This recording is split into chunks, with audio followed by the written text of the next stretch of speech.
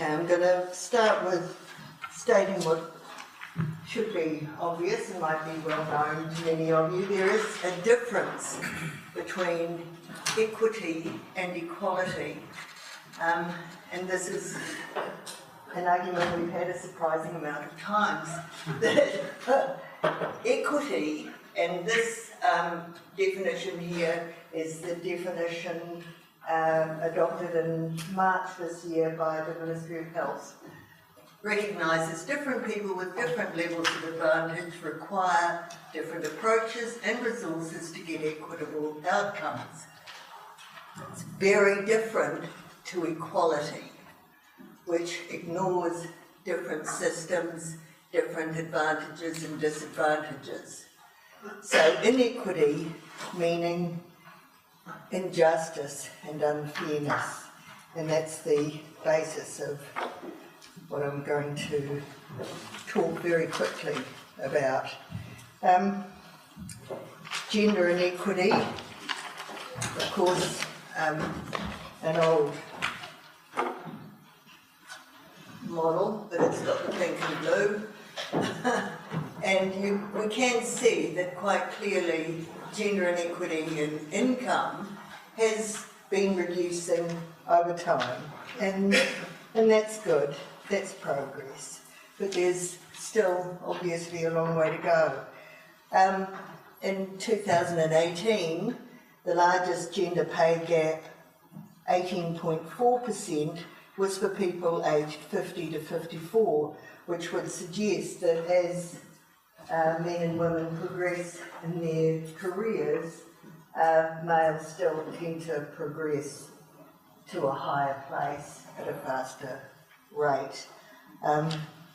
We can take courage, I suppose, from the fact that the gender pay gap seems smaller for people under 30, but you wonder how much of that is because of women taking time out for childbearing, that sort of thing. So it's still a major problem. Good news for women is that women outlive men everywhere in the world, partly because men access health care less than women and are more likely to die from preventable and treatable non-communicable diseases, suicide and road traffic accidents. I shouldn't laugh, but yes. The bad news for women is that they can't afford to live for so long. Lower earnings mean that women accumulate smaller KiwiSaver balances, and again, this graph shows steadily that women have smaller pots than men. Research in 2018 showed that a third of women have less than so a third of the women in KiwiSaver have less than $5,000 in their pot. There's not a lot of retirement benefit you can get out of $5,000. It's not going to last you terribly long. Some thoughts on what we could do about this. We could make policy changes. Equal pay for equal work. We made huge progress in 2017 with the care worker equal pay for equal work court case and then outcome from that. We could do a lot more in our workplaces and in our governance systems around design and inclusion, and even considering gender equity in our workplaces. And we could, of course, recognise unpaid contributions of women, particularly for caregiving. In Nari's presentation, it's the women that are the main caregivers. Moving to a different sort of inequity, I'm just going to, this is just my one slide on it, but can't let the opportunity pass. In our current pensions policy, again with increasing mobility, we have more and more New Zealanders and more people from overseas retiring in New Zealand who have worked overseas and accumulated some overseas pension. And a lot of those overseas pensions have been employer-employee contribution. What happens with a lot of those pensions in New Zealand is the direct deduction policy is brought into play, and that overseas employer-employee pension is deducted from the people's New Zealand superannuation. Even more egregious is when it's deducted from the spouses. If it's a big enough pension, that deduction slides over from just that one partner's age pension onto their spouse's pension. It's unbelievable. It's theft. So, and it would be possible just to remove that provision, and interestingly, that's an issue that's come up in multiple retirement income policy reviews and not being acted on. So, likely to, well, it shakes your faith in the process. Okay, intergenerational equity.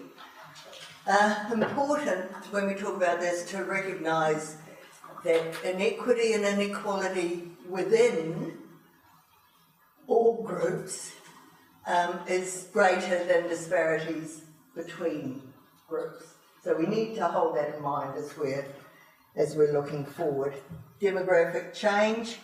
We've talked a lot about demographic change. We're moving by 2030. We're going to have the crossover there where, whoops. There. Okay, try to hit the button. There we are.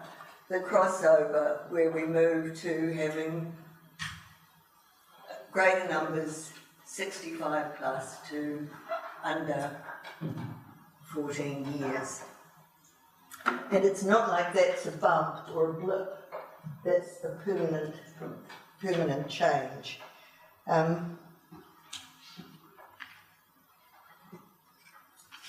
And the problems, as has already been noted, or the concern, this silver tsunami nightmare, comes from the costs of those increasing numbers of elderly and the health costs and the New Zealand superannuation costs.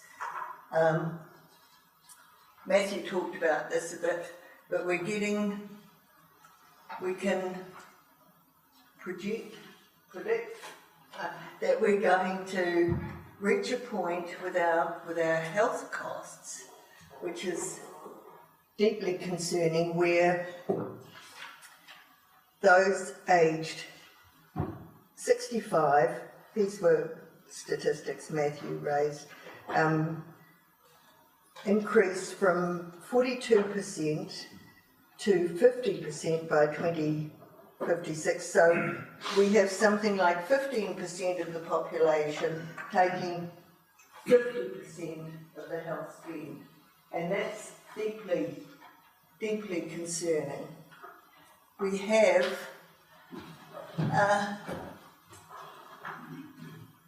our wonderful system in New Zealand with New Zealand superannuation means, using the Material Wellbeing Index, 65 plus, we only have around 5% of people in poverty. What's frightening is that we have around 38% of children in the 0 to 17 range who are in poverty. And our social, economic, cultural future depends on those children, and we certainly know from research, the Eden longitudinal study, for example, that children who, or young people who spend the majority of their early life in poverty never recover. Doesn't matter what you do after that, they don't ever quite catch up on that. So when we're putting $1 billion annually from taxes into the super fund, New Zealand super fund, the common fund, is that the best possible way we can spend that money if we're looking at the future of the country? It's certainly, as far as I'm concerned anyway, this needs to be part of our retirement policy, our overall public policy. Some solutions toward improved generational equity. We can look at what they're doing overseas. One of the things I really like is the legislation they brought in in 2015 in Wales, where they have a Future Generations Commissioner who has responsibility and power to look at the different government partners, ministries, and ensure that always intergenerational aspect is brought into any policy, any legislation. Variation on that in the UK, Minister for Loneliness. Terrible name. But certainly loneliness for ageing is a huge problem and has a huge impact on health. Japan's suggestion, lift the age pension qualifying age to 75. Whoa, that's a bit concerning. In New Zealand, we've got the Ageing Well National Science Challenge, which is very medical focused. We've got the recently created Chair in Ageing Well. We've got some little progress, mostly lip service, toward age-friendly cities. We could establish, and it's been recommended, a parliamentary commission for the future. Well, we had one. We had one and it was abolished. There you go. Thank you. Yeah. Okay. Re-establish. Yes. And we need to think more about intergenerational cost sharing, because we do have to protect children.